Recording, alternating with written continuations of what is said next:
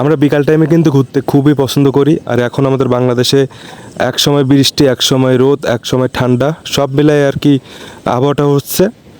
তো বিকালের টাইমে আমি এখন যাচ্ছি রাস্তা দিকে একটু ঘুরতে। আর এই রোডটি আপনাদের খুবই পরিচিত। আর এখন বাজে 3টা, সাড়ে 3টা মতো। আর এই রোডটি আপনারা হয়তো বা দেখছেন, আমি আগেও এই রোডে অনেকগুলো ব্লগ করছি। আর মোটো ব্লগ যেহেতু আমি কিছুদিন ধরে করতেছিলাম না, তো এই রোড দিয়ে যাচ্ছিলাম, ভাবতেছিলাম যে এই রোড দিয়ে আমি একটা ভিডিও করি আপনাদের জন্য। আর বিশেষ করে বিকাল টাইমে এই ওয়েদারটা খুবই সুন্দর থাকে। আর উপর দিয়ে হালকা হালকা মেঘ থাকে, আর বাতাসও থাকে। বাইক চালানোর সময় কতটা পরিমাণ মজা তো আপনারা সবাই জানেন। তো আমি মূলত গেছিলাম আজকে টিটিসিতে। ওখানে আমার একটু একটা কাজের জন্য যাওয়া হয়েছিল। তো 4টা থেকে 5টার দিকে তো আর কি ওটা বন্ধ করে দেয়, এই জন্য আমি দ্রুত চলে গেছিলাম। তো ওখান থেকে কাজটা মিটাই আমি চলে আসছিলাম পাটলিঘাটের উদ্দেশ্যে। তো এই রোডটা আমি হঠাৎ করে দেখি খুবই ভালো লাগতেছিল। আর এই রোডটা হচ্ছে আর কোনো রোড নয়, আমাদের শাকদার সেই খুবই সুন্দর একটা ব্রিজ। আর এই ব্রিজ নিয়ে তো আমি আগেও অনেকগুলো ভিডিও করছি।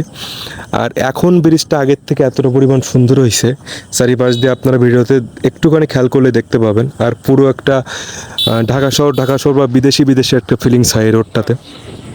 তো আগে তো আমি যখন ভিডিও করতাম ম্যাক্সিমাম ভিডিও সব এখান থেকে শুরু করতাম আর এখান থেকে শেষ করতাম। যেখানে ভিডিও করি না কোনো, মোটোব্লগ করলেই কোথাও গেলে আমি এখান থেকে ফার্স্টেও লাগে ভিডিও করা শুরু করতাম। তো অনেক দিন পরে আর কি আমি ভিডিওটা নিয়ে আসলাম আপনাদের জন্য। তো শাকদা ব্রিজে আসলে আমাদের সাতক্ষীরার ভিতরে অনেকে আসে ঘুরতে।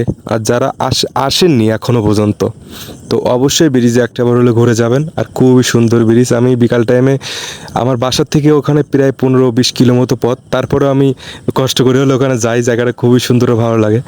তো ব্লগ আজকে এই পর্যন্তই। সবাই ভালো থাকবেন আর অবশ্যই এখানে সবাই ঘুরতে আসবেন। আল্লাহ হাফেজ।